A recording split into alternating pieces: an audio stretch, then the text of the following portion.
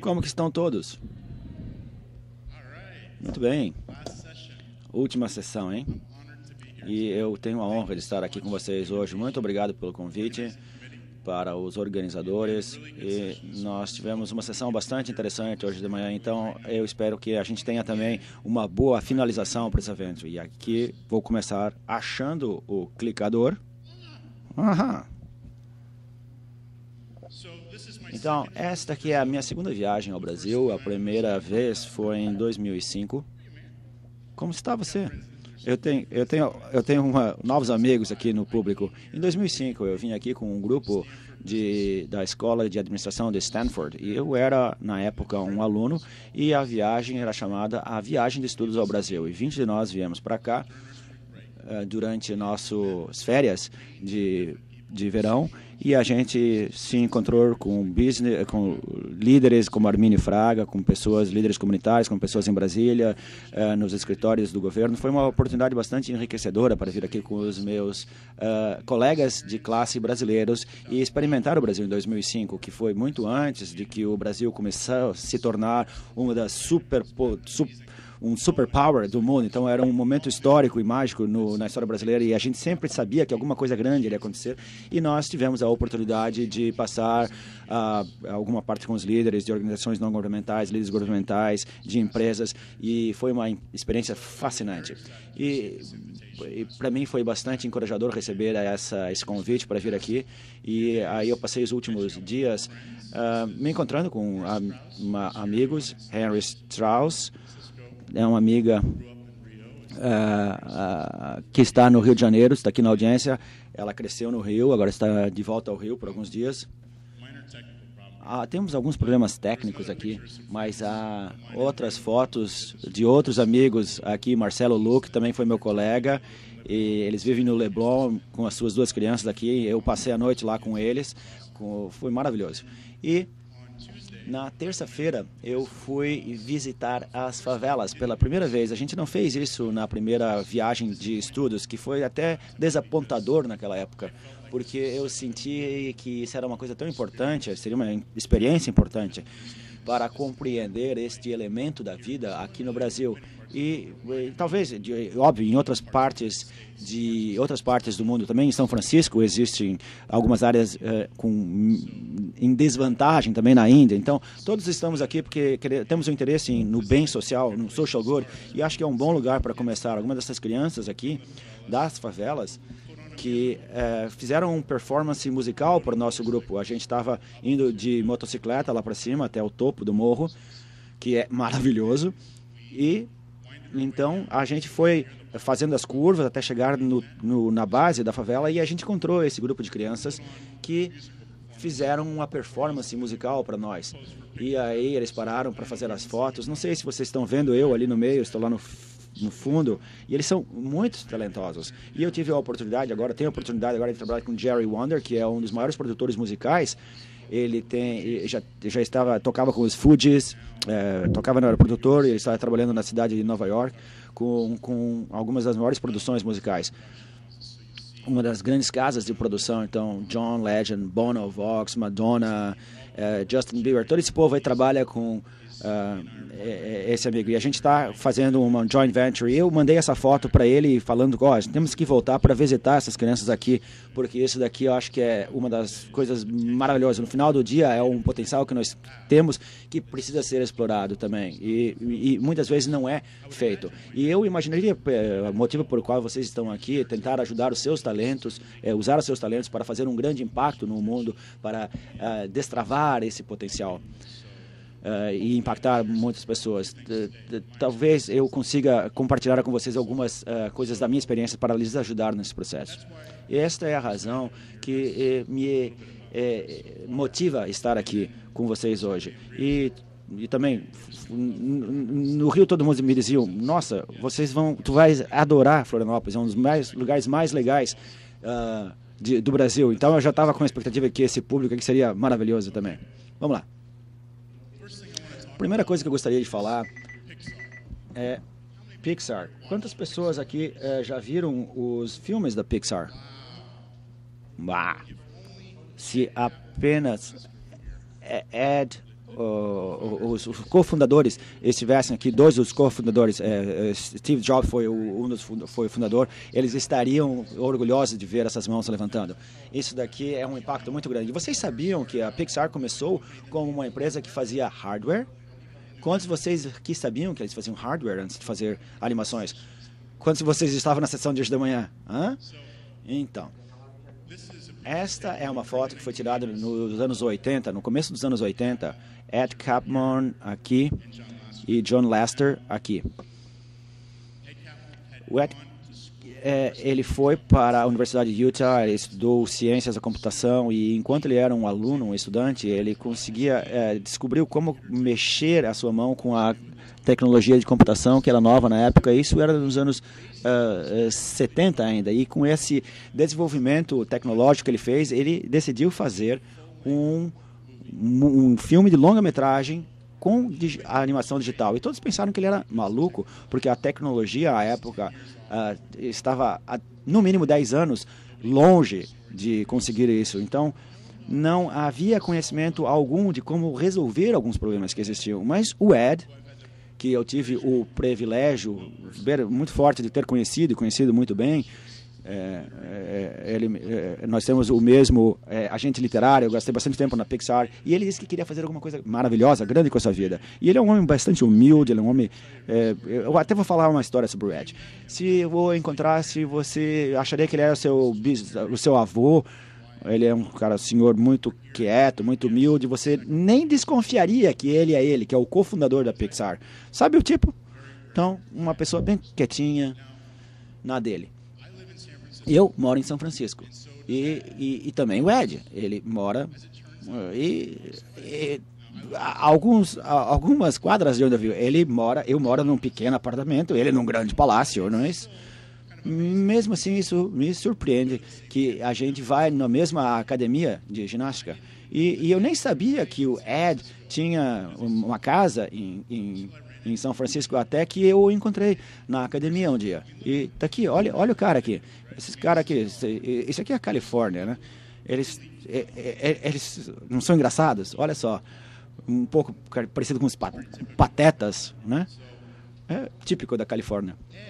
O Ed não é um cara que você vai encontrar, que você imagina estar numa academia, né? Não é. Mas ele está lá. E eu vi ele. Oh, esse não é o Ed? E eu disse, Ed? E era o Ed. Caramba! Eu não acreditei. Eu quis lá dizer oi para ele. Eu vi ele nas bicicletas estacionárias, sabe, essas bicicletas que não se movem. E desapareceu. Ele subiu... tudo bem, vou subir lá também, vou ver se eu acho ele. E aí eu subi o segundo andar, e aí eu fui lá dizer oi para ele, e ele tá lá, e é um sábado, e ele tá lá gritando, fazendo toda essa barulheira, coisa meio esquisita, né? Tinha só umas 6 pessoas lá na academia, era um sábado bem calminho, mas ele é tão intenso. E aí, finalmente, eu consegui atrair a atenção dele enquanto ele estava lá puxando ferro. Aí ele voltou àquela quietude de novo, se apresentou. E depois eu volto para dizer por que isso é importante. Porque todos os empresários que eu conheço que tiveram sucesso têm uma paixão enorme no que eles fazem. E o Ed teve essa visão. Saindo da universidade, do pós-graduado, do seu PhD, ele queria fazer uma coisa grande. Ele teve esse insight, essa sensação dentro dele, uma voz que ele dizia. E aí ele vai e trabalha para o George Lucas, Lucasfilm. E o Lucas, na época, nos anos 80, é conhecido nos Estados Unidos por fazer a Guerra nas Estrelas. Foi o primeira seriado de sucesso que ele fez. E havia muitas tecnologias que ele já tinha juntado para melhorar a animação gráfica, para animar. E aí ele deu um emprego para o Ed para ser o chefe desse departamento. E aí ele fazia esses hardwares que custavam $120 mil por aparelho. Então, aí começaram a vender isso daí no Japão, nesses países que adotam tecnologias mais rapidamente, essas caixas de hardware. E o que aconteceu é que o George Lucas passa por um divórcio, e na Califórnia, para aqueles que vocês que ainda não conhecem a Califórnia, se você se casar na Califórnia e se divorciar, quer dizer propriedade comunal. A metade dos seus bens vai para outra pessoa, toda a sua propriedade, todo o dinheiro é requerido desde que você estivesse casado. Então, separa tudo. Metade, metade. E o que aconteceu é que o George Lucas vendeu a sua empresa de hardware. Dava lucro, era uma startup, tinha muita tecnologia e o Ed era uma pessoa de tecnologia. Então ele... E quem comprou a empresa? Eu ouvi alguém aí dizer. Steve Jobs. Quem falou aí? Foi você? Foi você. Você está competindo com ela. Eu acho que foi você que eu ouvi. Mas tu vai ter a tua chance também. Vamos ver. Olha o que aconteceu. Isso Vamos voltar por um segundo aqui, num ponto-chave. Quando o George Lucas vendeu a sua divisão de hardware, com todas as tecnologias, com o tecnologista Ed, ele também encontrou uma pessoa, John Lasseter. Ele vendeu junto. Então, John Lasseter tinha sido um animador na Disney. E nos anos 80 ele era esse animador. E o que aconteceu é que quando o Walt Disney morreu, a Disney passou por uma crise espiritual, porque o Walt Disney era o gênio criador na Disney. Ele era a força motivadora de tudo que faziam. E ele morreu. E aí, que faria o Walt? Ele se perguntava. Essa era a pergunta que todo mundo se perguntava. O que o Walt faria? Então, Lasseter vai para a escola de artes, ele é um animador, ele adorava trabalhar na Disney porque ele deu uma oportunidade de fazer desenhos animados, era a sua paixão desde a infância, a sua mãe o encorajou a seguir essa paixão, e aí ele teve a oportunidade. Aí ele, aliás, foi despedido da Disney. Por quê? Porque ele estava tentando desafiar o status quo demais, ele está experimentando demais. Você sabe o que isso quer dizer? Quando você agita as pessoas, mesmo se ele fosse a pessoa mais legal, ele estava excitado, motivado fazendo essas animações, e todo mundo, John, relaxa, seja um animador, não queira muito. Então, é uma cultura de criação muito rígida lá na Disney. E isso é irônico, porque ele foi despedido da Disney, porque o que aconteceu? O que aconteceu alguns anos depois? Foi vendido para a Disney. Por 7 bilhões a Pixar foi vendida. Então, a Disney, eles queriam voltar com ele para a empresa depois do sucesso da Pixar, mas aí eles tiveram que pagar 7 bilhões de dólares por tê-lo despedido. Também compraram, óbvio, muita tecnologia. Esses dois caras, eles tinham uma paixão para fazer filmes animados. E mesmo que o Lucas que fazia o hardware, então a paixão deles é que eles queriam fazer filmes. E o que eles fizeram? O George Lucas falou para o Steve Jobs, para que você saiba, esse hardware é legal, mas esses caras são muito melhores para fazer filmes. E eles fazem isso literalmente fazendo filmes de curta-metragem. Então, a cada ano, eles fazem esses curta-metragens. O John Lasseter, na mesa dele, no corredor do quartel-general, no meio do corredor, tá ali, ele fazendo ali, aqui os pequenos, primeiro com de 1 minuto, depois de 2 minutos. O que eles fazem? Eles mostram esses filmes num evento de SIGGRAPH, que é um evento desse tamanho, talvez um pouquinho maior. Eles mostram esses filmes de curta-metragem. E o segundo que eles mostraram ali, depois que o Steve Jobs comprou a empresa, tinha dois palitinhos falando um com o outro. 2 lâmpadas, aliás. Uma lâmpada adulta e uma lâmpada bebê. E eles pensaram que eram lâmpadas humanas. E por quê? Não sei, eu não estava lá, mas parece maluco, né? Mas o ponto é que eles se encantaram com esses curta-metragens. Esses curta-metragens que foram usados para demonstrar o poder dos hardwares que eles estavam fazendo era um pequeno pedaço, a animação era um pequeno pedaço da empresa. E o Steve Jobs comprou a empresa pensando que isso seria a próxima empresa de hardware. Ele tinha sido despedido da Apple na época, pelo Conselho de Administradores, pelo seu sucessor. Ele começou uma outra empresa chamada Next, que depois seria recomprada pela Apple, e aí ele compra essa empresa de hardware, pensando que essa seria a próxima grande empresa de hardware. Ele nunca imaginou, Steve Jobs nunca imaginou que o Pixar seria a próxima grande empresa de animação digital. Ele nunca imaginou que teria alguma receita disso, não é? É maravilhoso, não é? Surpreendente. Esse é o Steve Jobs, esse é o cara que a gente lê na Fortune Magazine. Então, ele fez Pixar, ele fez a Apple. Não foi bem assim. Aguenta aí. Essa é uma história do que aconteceu na Pixar, e não é que o Steve Jobs teve essa visão já desde o começo, quando ele comprou a empresa. O Ed Catmull e o John Lasseter foram determinantes para mostrar essa grande visão, ter essa grande visão, através de vários pequenos passos. Então, eles continuam fazendo esses filmes, ano após ano, mostrando o potencial, e a audiência começa a crescer, tem uma resposta, eles já começam a saber como fazer trabalhar com o software, como fazer a animação, e aí eles têm que aprender tudo. Eles estão fazendo o software para animar. O John Lasseter está lendo livros de histórias. Óbvio que ele também traz alguns princípios da Disney, que depois eu vou falar para vocês. O que acontece? O Steve Jobs investe $50 milhões.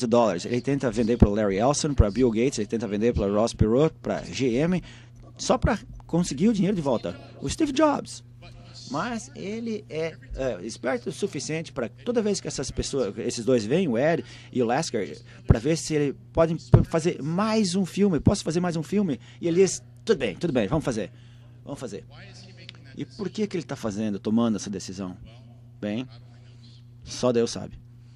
Mas eu posso lhes dizer o seguinte: em 1988, aliás, me desculpem, o Lasseter vai levar uma ideia para o Steve Jobs sobre brinquedos, os brinquedos animados. E todo mundo acha, não, isso aí não vai acontecer, deixa essa ideia de lado. Não, a gente tentaram vender o hardware, tentaram vender o software. As pessoas estavam sendo despedidas. Aí o Lasseter ainda continuava empregado.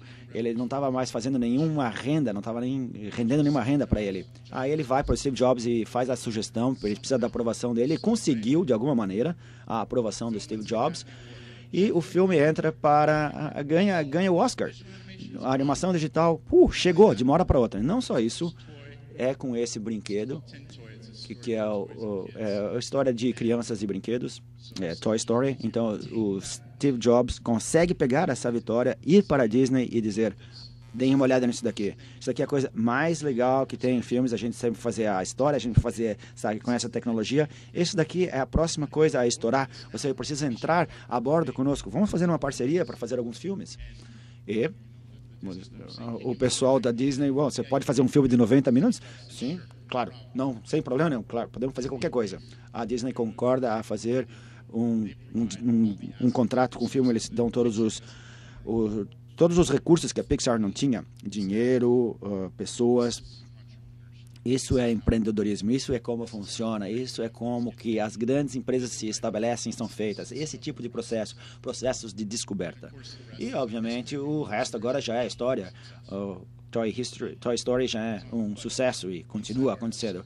Mas o outro lado da história é que quando o Steve Jobs voltou para Ed com o contrato da Disney, o Ed falou, opa, aguenta, a gente não está pronto, peraí, a gente não está pronto para fazer, a gente só consegue fazer filme de 30 minutos. Aí ele falou, Ed, se você consegue fazer um filme de 30 minutos, você consegue fazer um de 90. Aí o Ed começou a pensar, era um cara bastante considerável, aí já que ele não teve resposta para dizer por que não, acabaram fazendo esse filme de 90 minutos e aí está o Toy Story. O ponto é esse. Eu escrevi um livro chamado As Pequenas Apostas, Little Bets. Ele foi lançado ano passado. A tese do livro é que nós pensamos que grandes ideias vêm de pessoas visionárias, pessoas como Steve Jobs, que ninguém de nós consegue fazer, que nenhum de vocês consegue fazer essas coisas únicas. Mas o ponto é que nem o Steve Jobs pode ter predito, quando ele comprou a Pixar, que aquilo ia acontecer. Ele tem bons instintos, ele conhecia, sabia que a tecnologia era boa, sabia que os talentos eram bons. Ele apostou nas pessoas fazendo pequenas apostas. Pequenas apostas que eram que poderiam ser feitas para continuar aprendendo sobre essa nova área. E somente Steve Jobs poderia aprender, saber o que era uma pequena aposta. E só vocês podem saber o que é uma pequena aposta. Mas essa é a realidade de como funciona o empreendedorismo, né? Eu costumava estar no mercado de capital de risco. Eu era um investidor nos Estados Unidos e na Europa, e eu tive a oportunidade de encontrar e interagir e aprender com milhares de empreendedores. E isto é a maneira como as suas empresas funcionam, não simplesmente saindo de uma ideia brilhante. Vamos falar do Harold Schultz, o fundador da Starbucks. Quantos de vocês já vão seguidos a um Starbucks regularmente? Não? Quer dizer, então o Starbucks não chegou ainda muito bem ao Brasil, né? Não, em Florianópolis. Muito bem, acho que é legal, tudo bem. Mas vocês conhecem o Starbucks, não? Vocês conhecem a história? Vocês sabem? Vocês conhecem?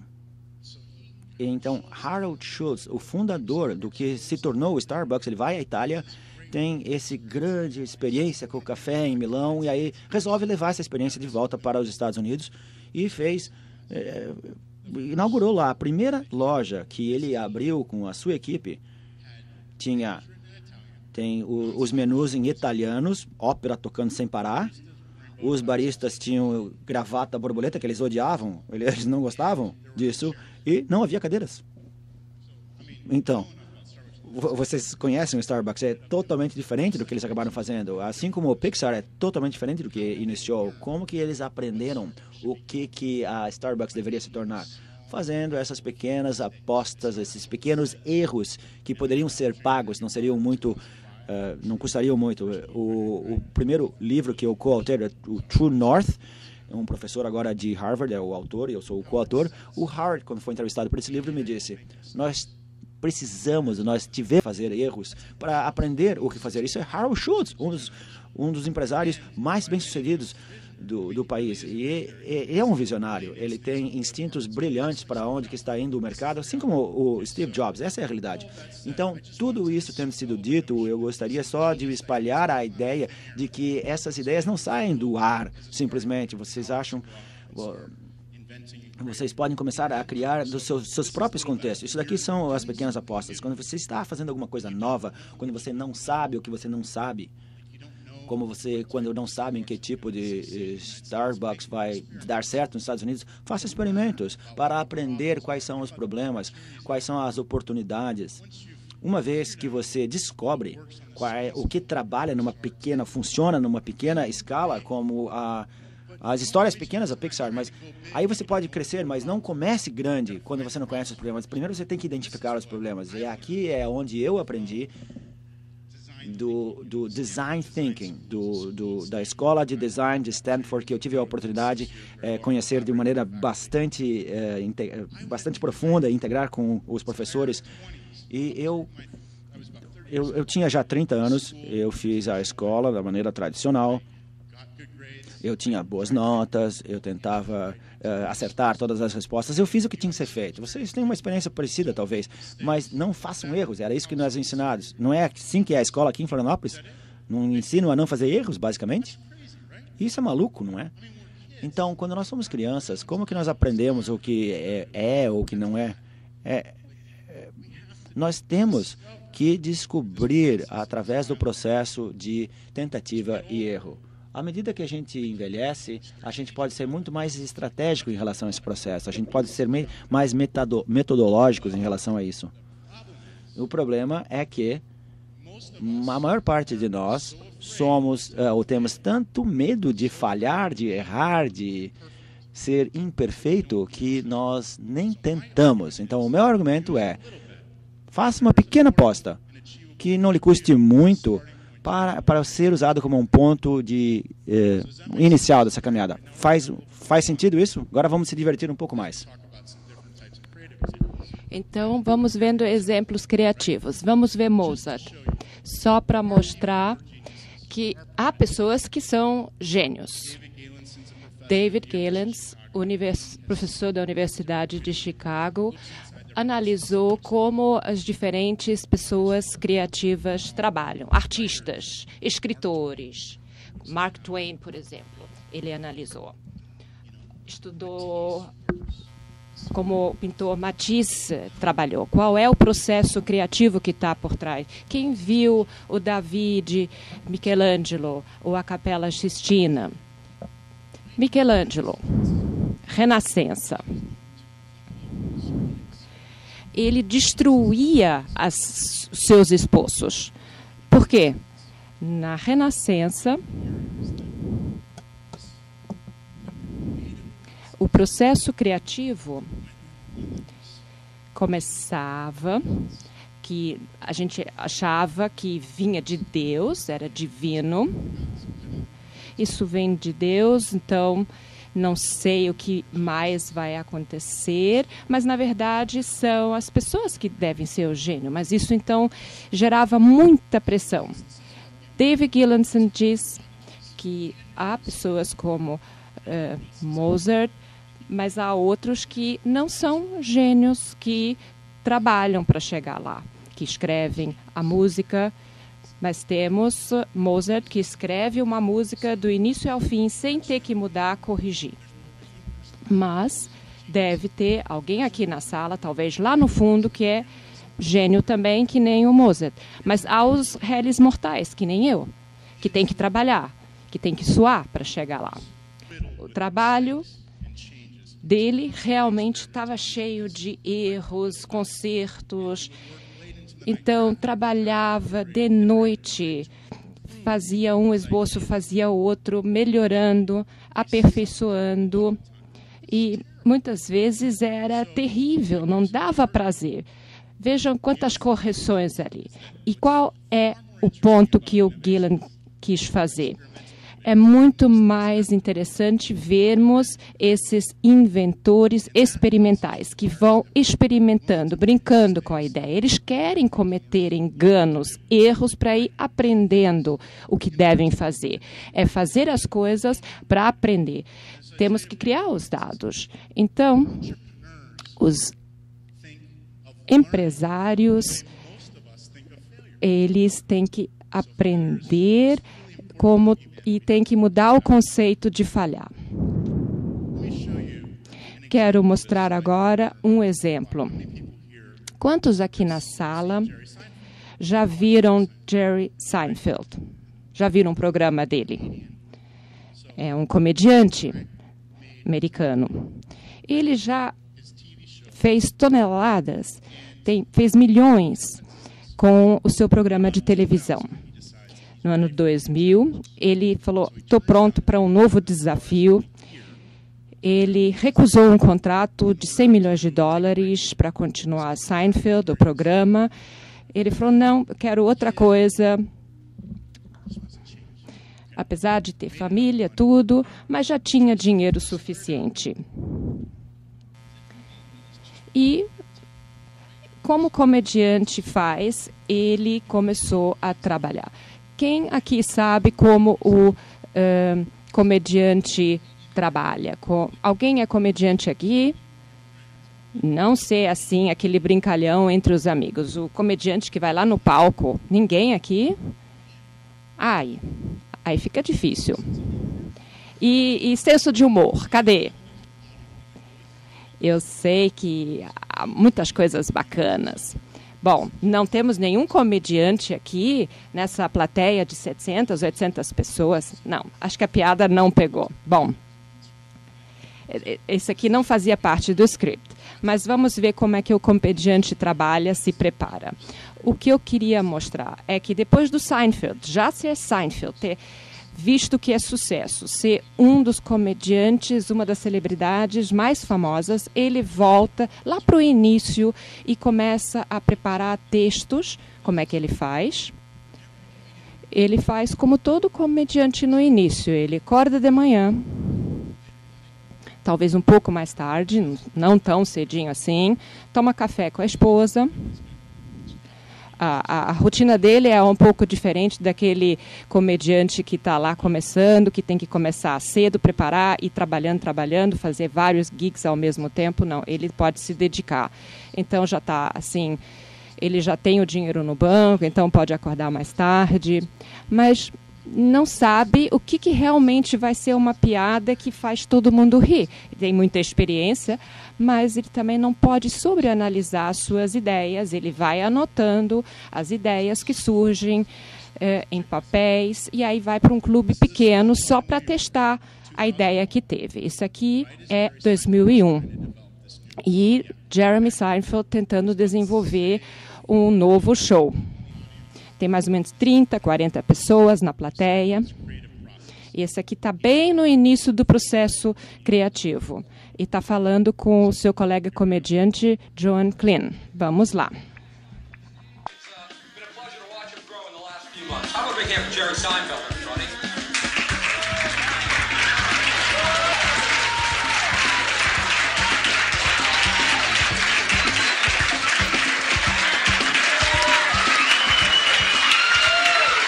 People always say to me, it must be so easy. It's not easy.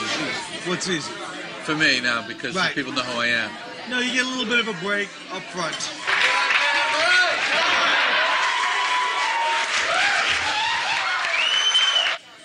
Yeah.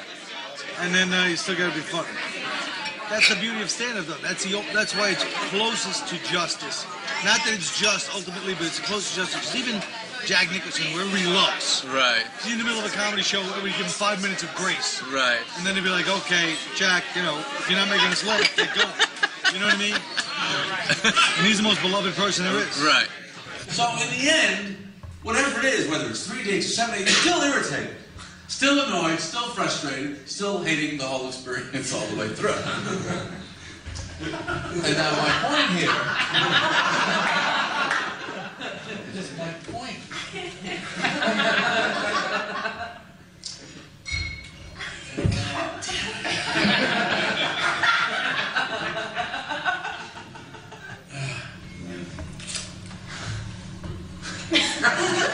I got off that whole thing about the number. Oh, damn it. I don't know.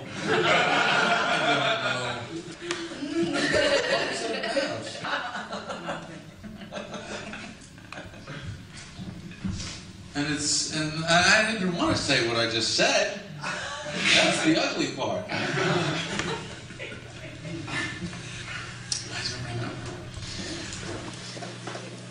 Anyway, there's something good there. Is this your first gig? Yeah, yes it is.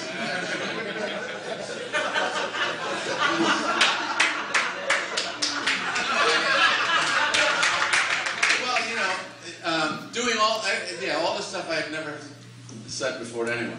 It's just thoughts. So this is how comedians develop material. Right. And as you can see, it's quite painful.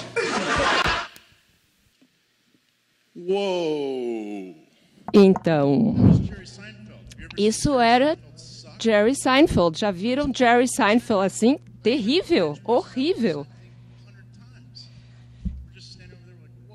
E realmente embaraçoso. É penoso. E quando Chris Rock, que mora em New Jersey, e quando ele levanta para fazer o show, ele diz, desliguem as câmeras. Coloca o celular do lado, desliga. Isso é o Chris Rock. Eu escrevi sobre Chris Rock no capítulo 1 do Pequenas Apostas. Nunca tive a oportunidade de falar com ele. É a única pessoa no livro com quem não conversei. Eu só me baseei nas palavras e informações de outras pessoas. Ele é engraçado. Chris Rock, eu vi numa entrevista, todos sabem como a gente trabalha, mas os comediantes têm que ser imperfeitos para desenvolver ideias, mas será que é falhar na frente de 30 pessoas? Foi até penoso assistir? Essa é uma pergunta tipo pegadinha. Mas acho que a maioria das pessoas achariam que estão falhando. Eu acharia, mesmo na frente de uma audiência pequena, a gente fica envergonhado.